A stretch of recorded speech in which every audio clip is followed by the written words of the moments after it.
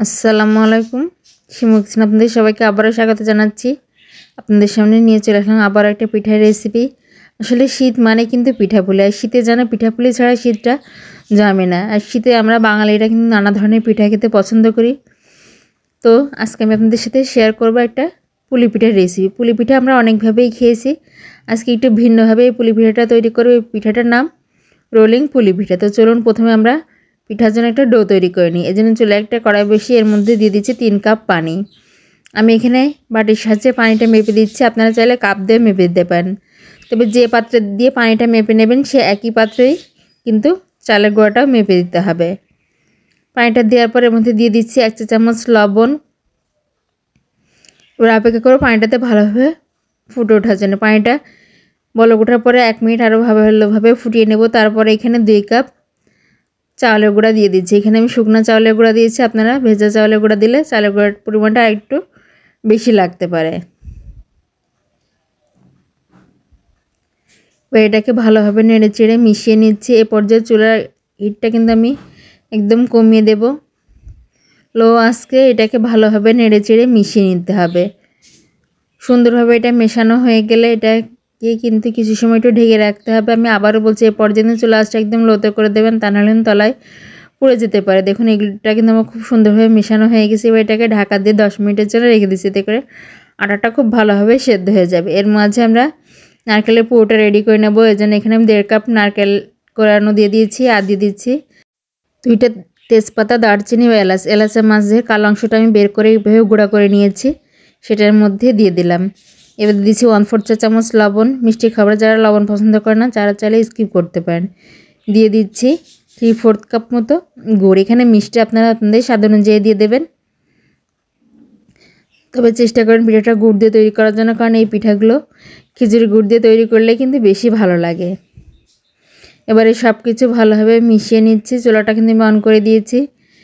এটা প্রথমে কিন্তু মনে হবে যে একটু পাতলা, কিন্তু আস্তে গুড়টা গলে এর সঙ্গে মিশে যাবে। গুড় থেকে একটু পানি ছাড়বে, নারকেল থেকেও কিন্তু একটুটা পানি ছাড়বে। এটাকে আমাদের জাল করে শুকিয়ে নিতে হবে।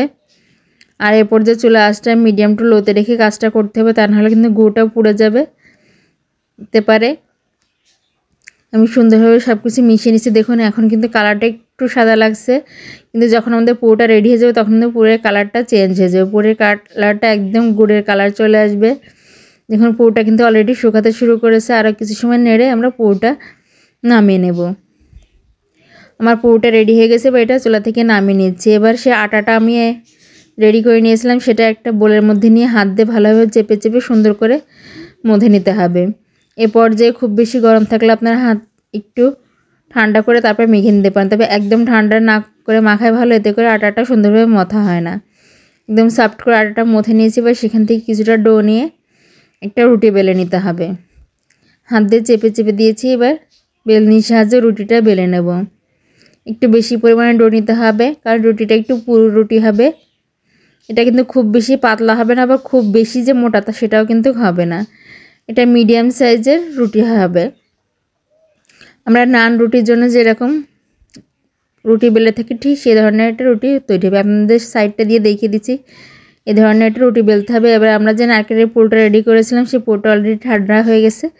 পুরটা আমরা পিঠার উপরে দিয়ে দিচ্ছি। চামচের সাহায্যে এখানে আমি পুরোটা দিয়ে চামচ দিয়ে আলতো করে এটাকে সমস্ত দিকে বিছিয়ে দিতে হবে। অল্প অল্প করে পুর দিতে হবে, আর সব দিকে এটা সমানভাবে বিছিয়ে দিতে হবে। আমি সমস্ত পিঠার মাঝখানে পুরোটা বিছিয়ে দিয়েছি। এবার পিঠাটা আমাদের রোল করা পালা।